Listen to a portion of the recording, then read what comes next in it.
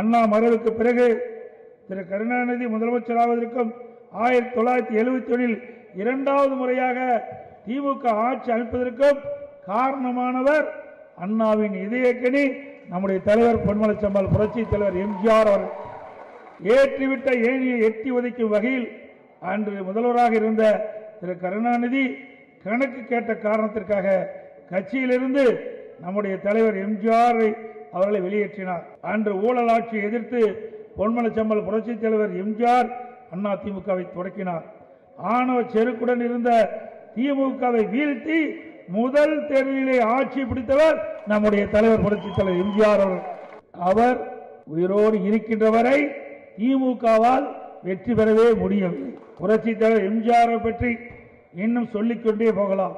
இதயக்கனி மட்டுமல்ல, நாடோடி மன்னன், ஆயிரத்தில் ஒருவன், மலைக்கல்லன், மர்மயோகி, உலகம் சுற்றும் வாலிபன் போன்ற படங்கள் செய்தாலும் பிளாக் பஸ்டர் ஹிட் அடிக்கும் திரைப்படங்கள் எல்லாம்.